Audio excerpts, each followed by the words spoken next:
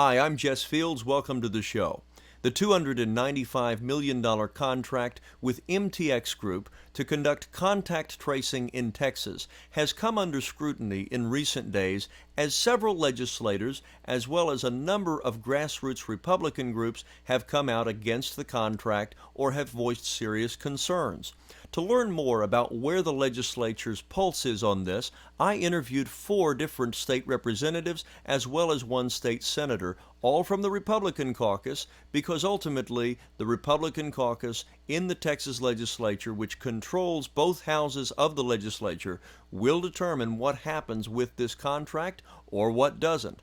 It's worth noting that all 4 of these representatives and the state senator I interview all register serious concerns and to one degree or another want to at least put a pause on the contract for the time being.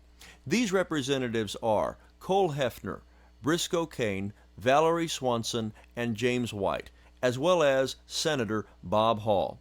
These 5 legislators are interviewed on this podcast and give a little bit of light to where the legislature may be going with regards to this issue. Without further ado, let's start. The first interview is with State Representative Briscoe Cain. So what is your position right now on this whole situation?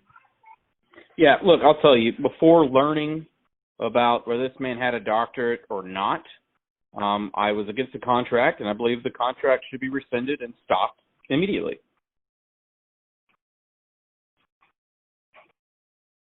So that's pretty direct. Do you believe that that there's a concern about?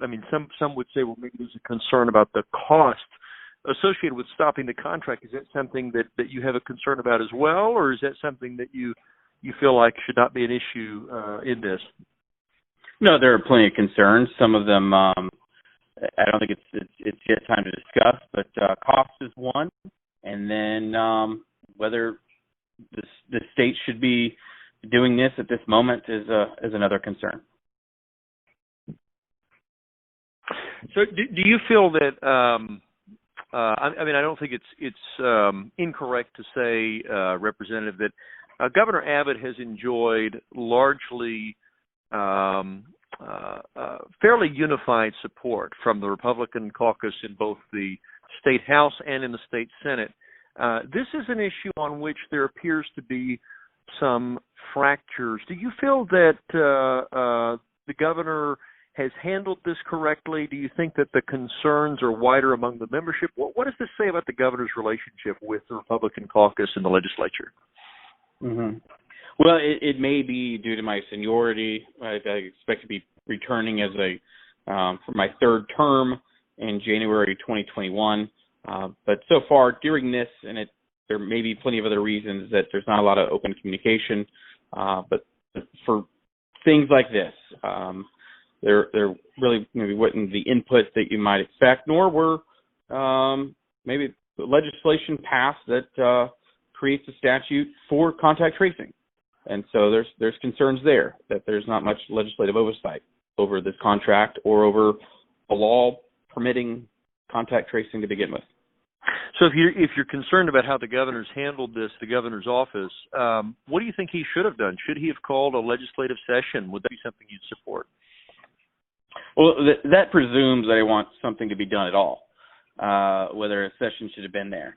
For me, the better answer would have been not to do any of it, and thus the legislature's input would not have been needed. Okay, so are you suggesting that there's no state role in responding to the coronavirus pandemic, or what would be the appropriate response in your view? No, I'm sure there is a role. However, I trust people. I trust adults to make their own informed decisions. And I think government can play a role in advising and informing people the right things to do. But ultimately, we have to allow people to run their lives. How do you think the legislature will break down on this contact tracing contract? Do you believe that there will be enough votes in the legislature to potentially put a stop to it, as you've said very clearly, joining Representative White, I think Representative Tenderholt, and Representative Krause at this time and probably a few others. But do you think there are enough voices in the legislature to actually potentially put a stop to this? That's a good question. I believe that if Representative White and some of these other senior members have weighed in, you'd mentioned, that Representative Deschantel was concerned. If there's that kind of traction, then I think there definitely is enough members. And I have a feeling that those in Austin, those permanent members, meaning the members of the executive cabinet and others of leadership, are beginning to question what has gone on. And I think there is hope. And it is looking like there is a possible path to undoing this contract. And I believe it's because of people like you, and it's because of people that listen to your program and then take action on the things that they've heard by being informed and being informed patriots, that it puts us closer to that goal of undoing this contract. Do you think that the opposition to the contract and to some of this is going to be bipartisan in nature? I mean, is this a concern that's shared by Republicans and Democrats? Oh, yeah, absolutely. Right now we're seeing a lot of bipartisanship on issues, especially on fiscal and on just being concerned with whether the government has gone too far, whether they've gone too far in shutting businesses down or gone too far into the privacy world, or just in general, right? That I think the legislative branch, whether they're Republicans or Democrats, are starting to think, okay, it's been 3 or 4 months now. We might have been willing to recognize that there were some emergency powers that we were willing to give some leeway and some space early on within those first few weeks. But here we are, 3 months in, and so I think everybody's kind of getting suspicious. And I don't think that's just in Texas with Governor Abbott. I think that's nationwide.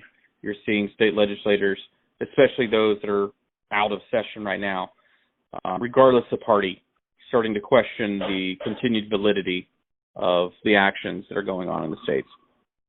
So, Representative, there's a group that has, I think, now close to 100,000 adherents on Facebook called Open Texas, which has been holding rallies throughout the state and calling for basically the reopening of the Texas economy, even as the pandemic continues.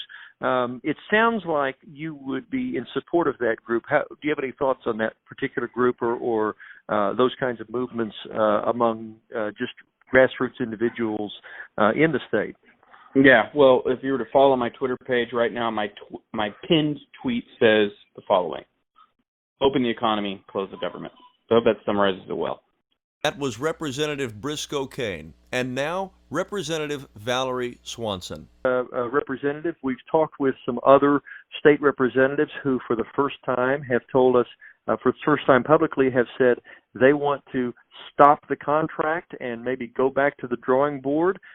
Is that where you are? Do you want to continue the contract? What is your position right now, Representative Valoree Swanson? I'm at stop the contract and then just stop. I don't think we need to go back to the drawing board. I don't think that we need this contact tracing at all. I think that the way that we have done it over the years was for something really rare that came in, and a small number of people had been exposed. But this COVID-19 is all over the place now. It's way too late to start something like this, and I think it's way too invasive. It's way too much money. I have a lot of concerns about the contract itself. $295 million and thousands of people whose job it is to find out private information about where you were. And so then people are going to call you up and tell you that you got near somebody who's now tested positive and you need to quarantine. And from the description of it, it sounds like you could end up in a perpetual quarantine because it is out there so much now that every time you got off a 2-week quarantine, they'd be calling you again, telling you, oh, we just found out you were near somebody else who might have had it or they've tested positive. So just you might never get sick, and yet you never got to come out of your house, or you'd come out for a day, get around somebody again, and it's just way too late on this. And I'm very excited to see that doctors in Italy and other places are saying that this virus has weakened, and as it's mutated, it's weakened. We kind of expected that. And I feel that now it's to the point that we should just keep in our people who are vulnerable and go ahead and let the healthy people live their lives and build herd immunity. And that's what will protect all our people when next winter comes and all of a sudden we have to worry about viruses again. So, Representative, you covered quite a lot there, and I want to go back to and just kind of clarify. So you said stop the contract. How many members of the Texas House at this point do you think are on board with that? And I should add for our listeners, you are a prominent member, in fact, a founding member of what is called the Freedom Caucus in the Texas House. Is that correct? You're a founding member. And so this is a group of conservative Republican members of the Texas House of Representatives who kind of band together. Do you think that other Freedom Caucus members are going to also oppose the contract, as you have, saying stop the contract? Do you think that other members of the Texas House, both Republicans and Democrats, will take a similar position? I don't know about the Democrats, although I do know some of them are objecting to the way it was done quickly, the amount of money,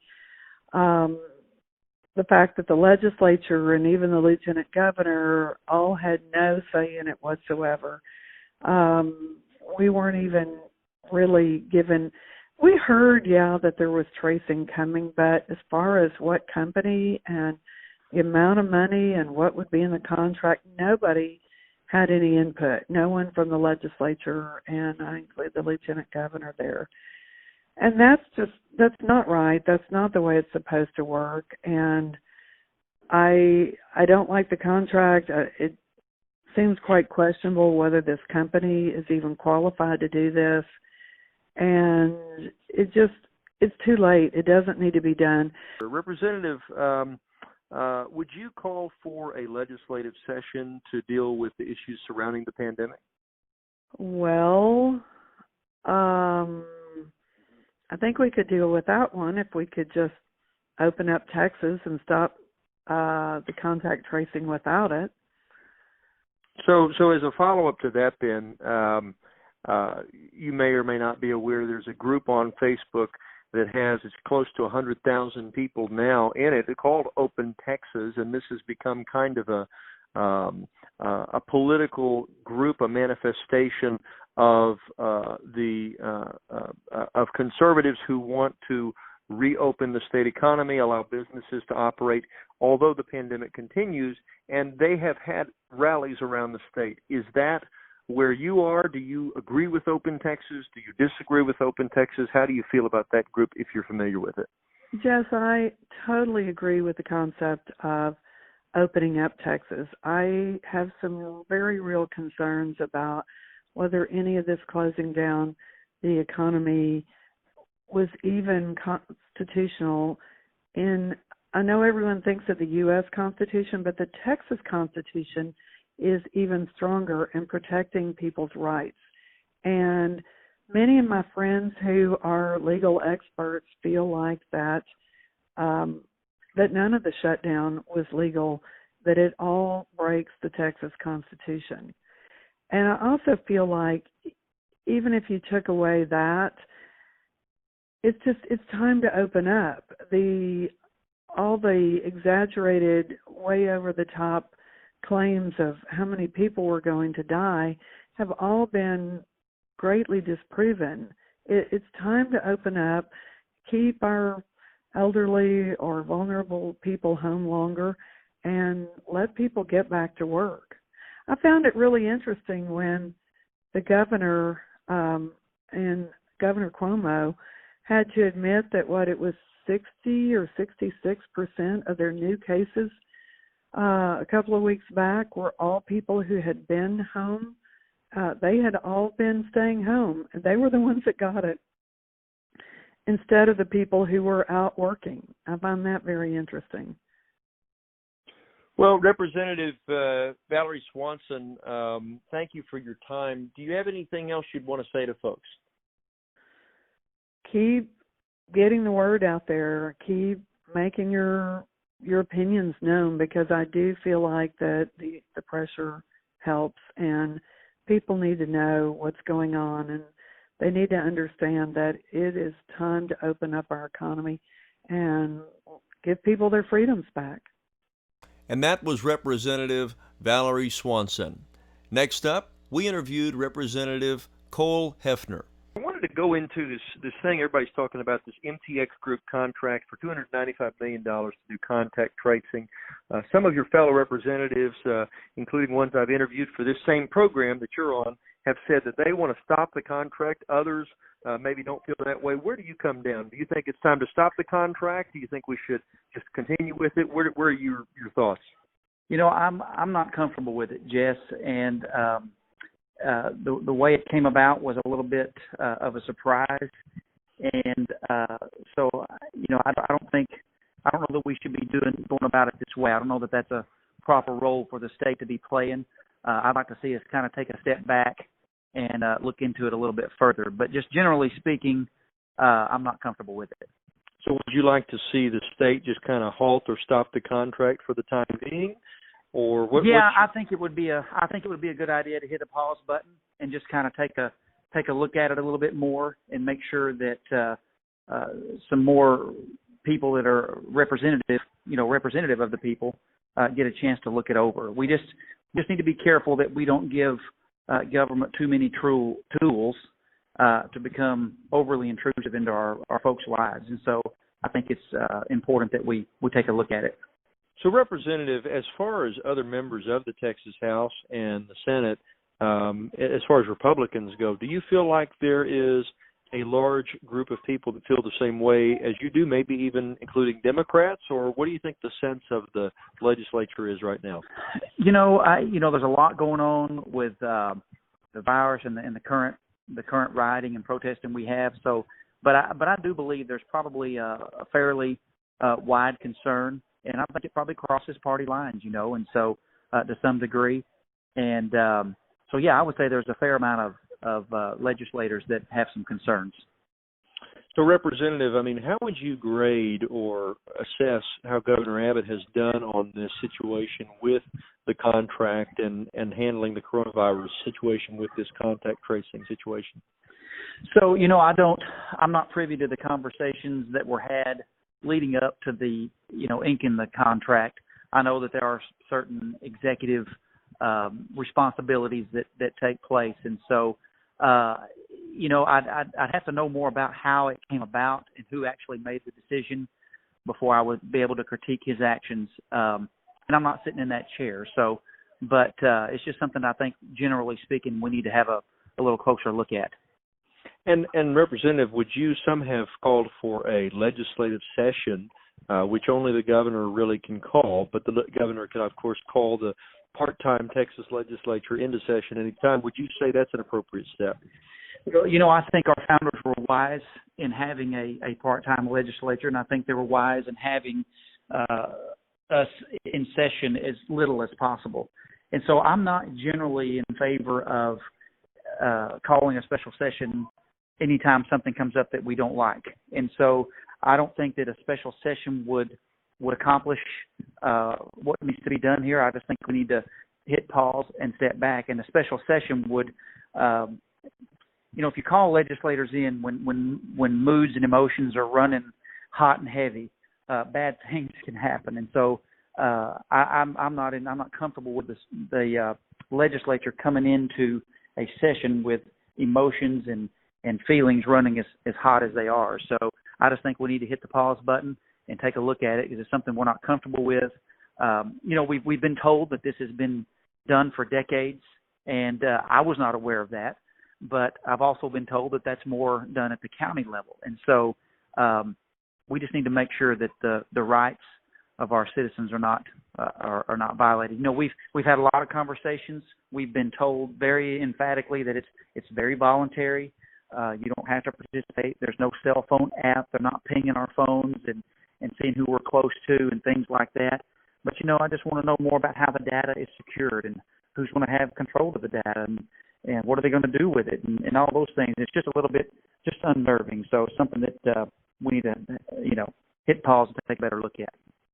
Representative, there's a group on Facebook called Open Texas with almost 100,000 people in it who want to reopen the state economy, even though the pandemic continues. And this is obviously a conservative organization. They've had rallies throughout the state. I mean, what is your perspective on Open Texas and just the general concept of allowing businesses to reopen although the pandemic continues? Well, I think when this virus first came on the scene, we didn't know much about it. It's novel, which means we've never seen it before, and so I think there were some actions taken in good faith that were well intentioned to try to keep people healthy. And I think we have seen either the virus wasn't quite as bad as we thought it could have been, or that coupled with the actions we've taken we haven't seen the overwhelming of our medical system and things like that. So I think the faster we can get open and get people back to work, the better. Get our economy back rolling, get people back to work. And I think Texans are going to be responsible. I think they're going to be careful, and they're going to take personal responsibility and hold themselves accountable to do their part to see that people are safe and healthy. And I think it's the sooner we get back to work, the better. Representative Cole Hefner, is there anything else you want to say to folks that are listening to this? Man, I just I appreciate Texans being Texans. We've got a lot of things going on right now with the pandemic. We've got riots in our streets, and let's just keep being Texans, keep being friendly, and standing up for what we believe in the right way. And that was Representative Cole Hefner. Next, we interviewed again Representative James White. You may recall from our report on the MTX Group that we had interviewed him in reaction to that. He elaborates further on his position here as one of the first representatives to come out against the contract. Joining me now, State Representative James White. Representative White, you were on a previous program where we looked into the background of MTX Group and provided some comment. And you said at that time explicitly, made some news, stop the contract. Is that still where you are today? That is where I am, because that's where my constituents are right now. That's where they are. It's nothing about any individual company. It's not about the governor. My folks love the governor. It's the process that the agency used. So, Representative, we are hearing that the tide in the Texas legislature seems to be turning in favor of some additional scrutiny on this contract, and there have been several representatives that have come out, including on this same program that you are on. Representative Briscoe Cain, for the first time, came out clearly and said that he wants to stop the contract and that he doesn't think it's necessary. Where do you think the legislature is going to come down on this? Do you think there will be consensus to put a pause on this and at least have some additional scrutiny, as it sounds like what you would prefer? Let me tell you something, Jeff. I wouldn't want to, speak for the entire chamber of the House. Definitely not for both chambers. I wouldn't want to do that. But I'm just standing in the gap for my constituents. And again, my constituents, they value getting good, solid medical information. They value process. They're not saying, well, this was a little company, and it's not about being a little company or a big company. It's not about being based in Texas, not based in Texas. It's about the process, okay? And that's all the folks want. That's all they want. And Representative, you did mention before as well that you would be in favor of a legislative session to address this and maybe other issues related to the coronavirus pandemic. Is that still something that you would be in favor of? And then do you think that other folks would come along with you on something like that? Well, I don't know what other folks are going to do, but I'm looking at the governor, how hard he's working. It seems like something is added to his plate by the week. He's been valiantly leading and competently leading this state through this COVID-19 attack. Now we have this anarchist, leftist, riot going on throughout the state and the country. And then I wake up this morning and find out that I had a briefing on the upcoming hurricane season preparation. I think the governor, we need to serve the governor now by getting in the trenches with him and helping him. Okay, he needs us to stand with him in a substantive way. Okay, so I don't know what other members are thinking, and again, I would not. I spend most of my time talking to people and my folks, not necessarily other politicians.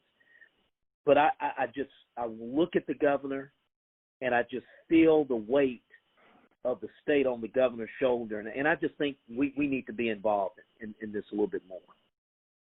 Representative White, there's been a group that's been gaining some momentum among, you might say, the grassroots right on Facebook called Open Texas. Is now approaching 100,000 adherents and holding rallies throughout the state, talking about reopening the Texas economy and allowing small business to operate, even though the pandemic does continue. Do you think that is a good idea, bad idea? What are your thoughts generally on reopening the Texas economy as the pandemic continues? Well, let me just say like this. At this moment in Texas history, we are facing some unprecedented headwinds. Obviously, we have this issue dealing with the COVID-19 attack. We have historic economic disruption with record unemployment. We have this devastating civil unrest where you have some leftist groups that are trying to take advantage of this moment, just spreading all the civil unrest throughout our state and through our country. Obviously, we know Texas historically during this period of time, Jess, this is our tropical storm season. So we need more certainty. What do we mean by certainty? Families need income, okay? And you do that by having a job, right? Local and state governments, they need to be able to have the economic prosperity, to have the revenues available to respond to these unprecedented headwinds.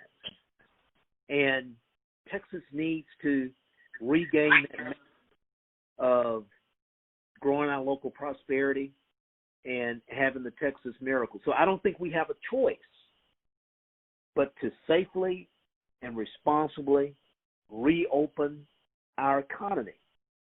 We don't have a choice, my friend. Well, Representative White, appreciate your clarity on these issues. Is there anything else you want to say to folks that might be listening? Yes. Continue to pray for our state. Continue to pray for a hedge of protection and continued wisdom for our governor, our lieutenant governor, our speaker. They are dealing with a full plate of issues that chose Texas. We didn't choose these issues. These issues chose Texas. And it's times like these where, we expect Texans to step up to the plate. So the governor is doing this, the speaker is doing this, the lieutenant governor is doing this. Most importantly, the people of Texas are stepping up. And I think that's what you're hearing here, Jess. When people say they want to open the economy, they want to get in the trenches with the governor and rebuild this state. That's what that is. It's not a statement of defiance. It's a statement that we want to join forces with our governor to beat these leftist rioters, to defeat COVID-19, and to rebuild Texas. That's what this is about. And I'm just asking for everybody to continue to pray for our state as we overcome these challenges. That was Representative James White, and then we interviewed Senator Bob Hall, who issued a strongly worded letter to the governor the other day in opposition to the contract. He explains his position fully here, and this is what we end the program with. Here is Senator Hall. Okay, joining me now is Senator Bob Hall. He is a member of the Texas Senate from the 2nd District, covering a large swath of East Texas and North Texas. Senator Hall, thank you for joining me. Well, I'm glad to be here, and this is a very important topic that you are talking about here, because I think it is probably could be the most massive trampling of our individual rights and privacy that the government has ever attempted to do. And all I can say is there's never a right way or a right time to do the wrong thing, and there is absolutely nothing right about contact tracing. It's not technically right, because contact tracing is for a slow-moving disease or infection like Ebola or TB or HIV that is very deadly but moves very slow.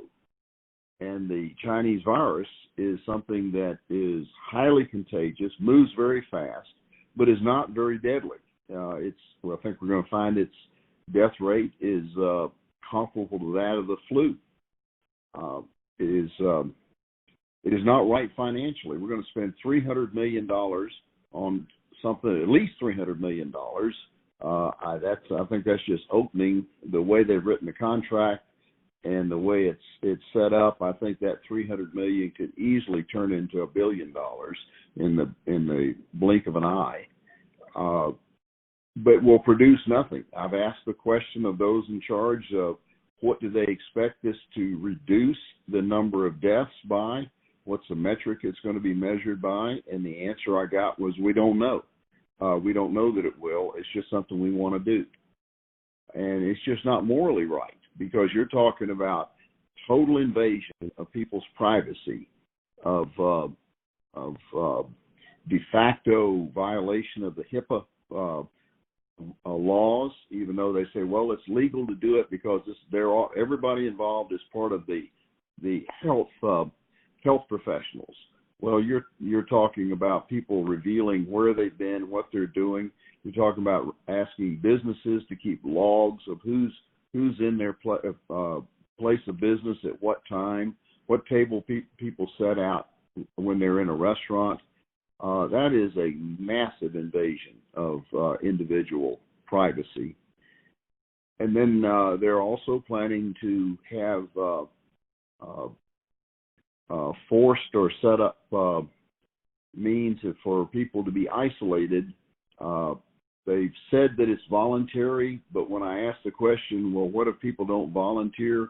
They say, well, we hope they'll volunteer, but if they don't, we have the authority to force them to do this. And what I'm talking about is when they contact a person who's been reported from the labs as being tested positive with the Chinese virus, that they will interview them and ask about their living conditions, what size house they live in. And what they're looking for is a house that maybe has 5 people. It's a 2-bedroom house with 1 bathroom. So it's not going to be possible for the person to truly isolate within the house. It may have an elderly person living in it, or may have children. So somebody is going to have to leave the house and go someplace else so there can be quarantine, isolation. When I asked, well, how does that work? Is that voluntary for somebody to leave? And they said, well, we hope they will volunteer, but if they don't, we have the authority to require them to go into quarantine or isolation. And I said, where are they going to go? Senator, let me ask you, in terms of this contact tracing contract and and everything else. But I mean, specifically with the contract, is it fair to say that you would just your position is just stop the contract now? That sounds like where you are?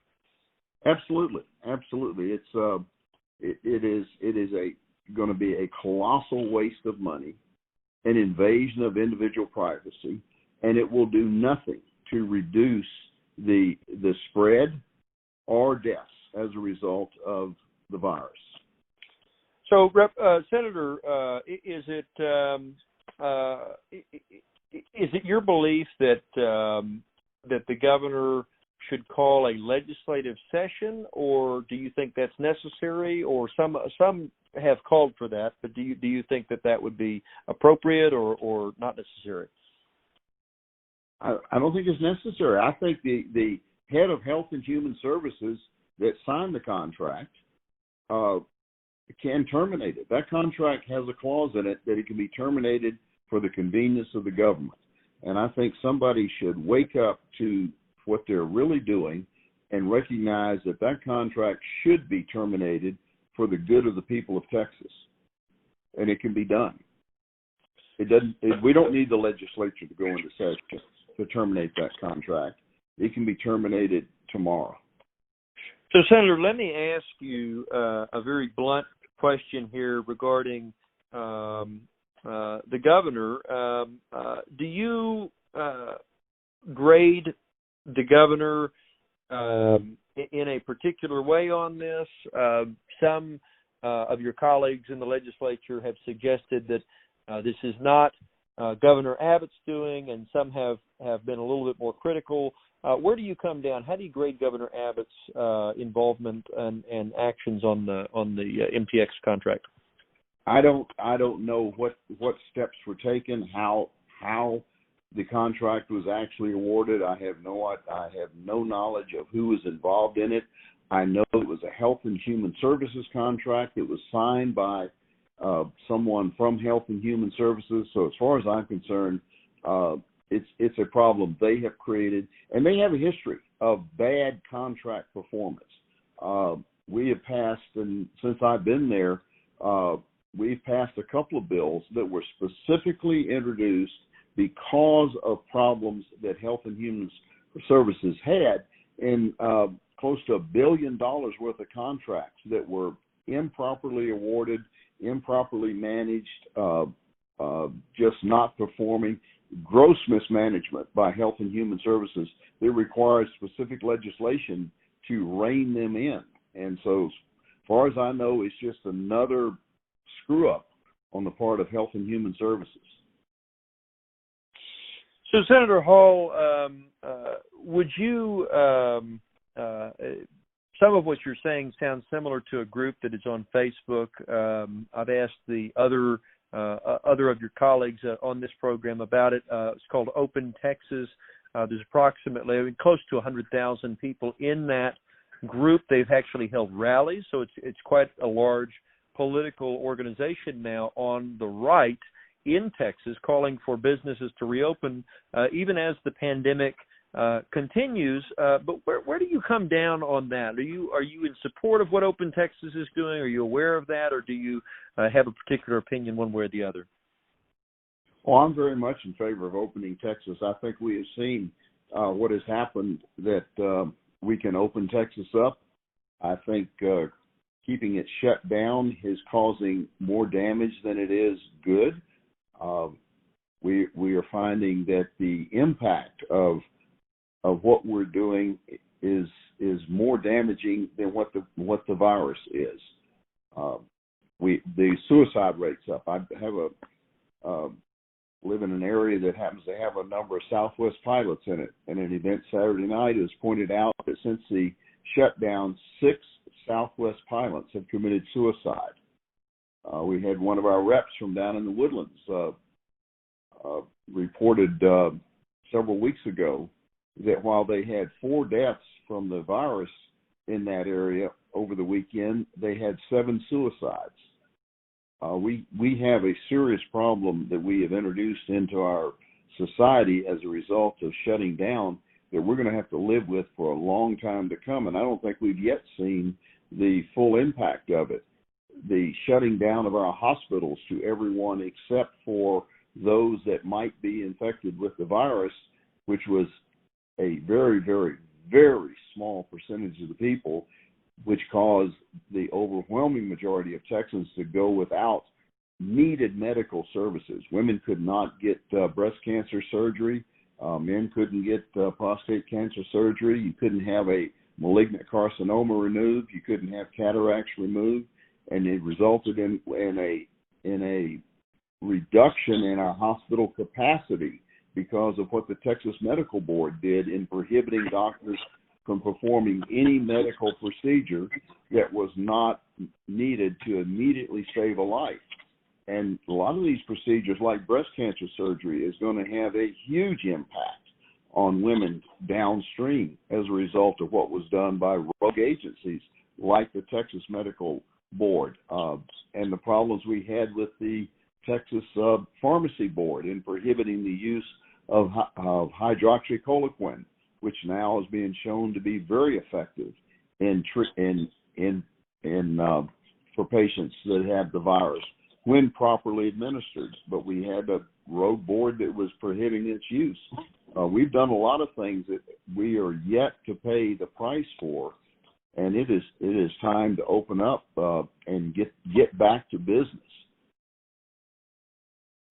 So let me ask you, Senator, are you personally concerned about the virus for yourself?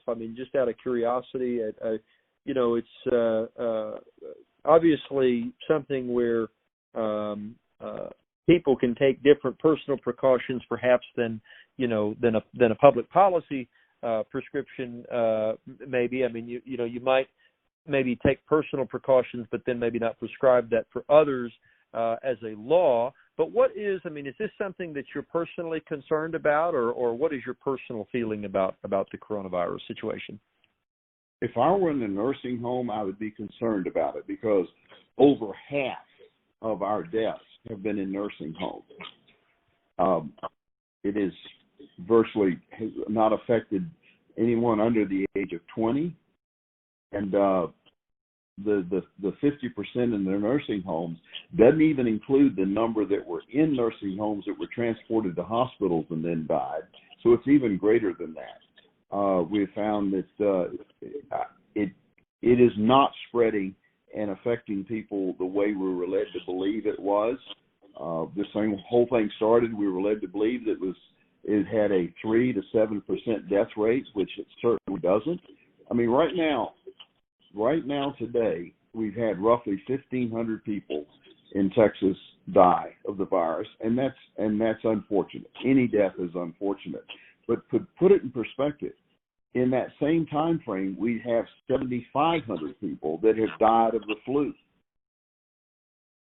So we are focusing on something that has been sensationalized, that has really been blown out of proportion, and we have damaged our economy that's going to take us years to recover. The economists, the reports I'm hearing, we're at the point that 40% plus of businesses will not come back. That's going to be a huge impact on unemployment. And we know that the suicide rate is directly related to the unemployment rate. We've tracked it every year since 1929. And as unemployment goes up, suicide rates go up. But we're ignoring that. We're ignoring the impact of what we're doing to society. So yes, it's time to open Texas back up. It's time to let people get back to business, because every business is essential. Every job is essential to someone. And that person that had a job that was considered non-essential and shut down, their families told that they were irrelevant and don't count, they're suffering. Well, Senator Bob Hall, Republican from East Texas, is there anything else that you would want to tell folks who are listening to this? Not really. I think I've said what I think. I have I wrote the governor a letter suggesting that we end this contract that needs to end. I wrote a letter suggesting how we could open society back up by putting the responsibility on businesses to operate within the social distancing guidelines that have been laid out and let the marketplace decide what needs to be done. We are only we've never gone above 2% of our hospital capacity, and it's stayed flat now for several weeks. So the concerns that were there when we started this thing, that we were going to overrun our hospital capacity, we weren't going to have enough personal protective equipment or ventilators or beds to put people in, never materialized. We never got there with it. We didn't even come close to it. So there is no reason to continue to punish the people of Texas with this unnecessary business closing and shutdown when we're not even close to doing what we did the shutdown in the first place for, and that was to not overwhelm our hospitals. We're at 2%. It would take an incredible spike to overwhelm the hospitals at this point. And unfortunately, we have less hospital capacity today than what we did before this started because of what we did in shutting down our hospitals. And so it's going to get worse if we don't truly open them up and let hospitals start performing these surgeries and other procedures that people need in order to keep their health. There's procedures that aren't necessary to save their life that day, but it makes a huge difference in the rest of their life. Ask any woman who is faced with the need to have breast cancer surgery how she feels about being told, we can't do it today, come back sometime in the future when we might be able to do it.